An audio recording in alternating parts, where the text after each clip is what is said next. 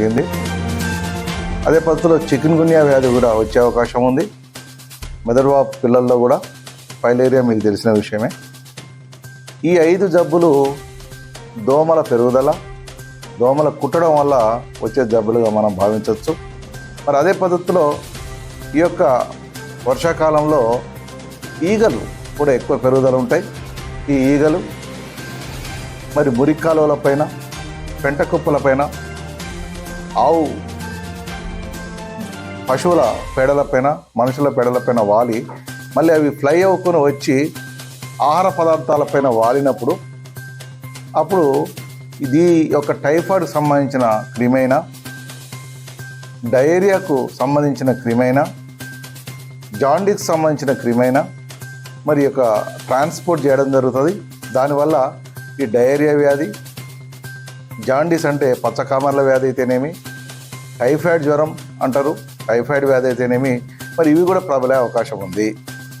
మరి వీటన్నిటిని అరికట్టడానికి వైద్య ఆరోగ్య శాఖ తరఫు నుంచి అవేర్నెస్ కార్యక్రమాలు చేపట్టడం జరుగుతూ ఉంది. మరి ఈరోజు నేను ఉదయం సుమారుగా 7:30, 8కి స్టార్ట్ అయ్యి మొట్టమొదటగా తాడ్వాయి గ్రామాన్ని సందర్శించడం జరిగింది.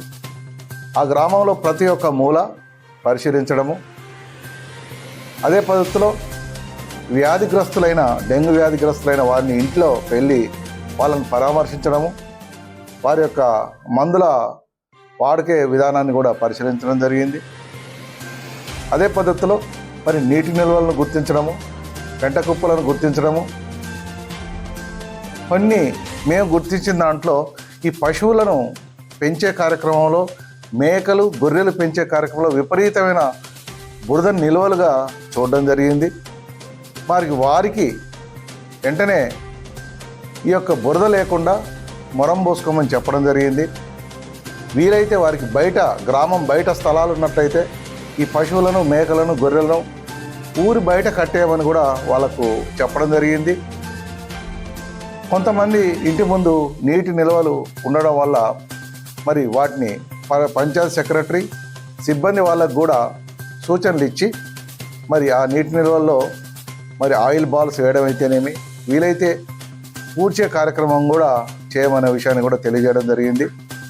మరి కాలువలు ఎండాకాలంలో ఊడ్చిన మట్టి అది ఇది ఈ కాలువల్లో పడడం వల్ల, సడన్గా వర్షాలు రావడం వల్ల వాటర్ డ్రైనేజ్ మరి బ్లాక్ కావడం జరుగుతుంది.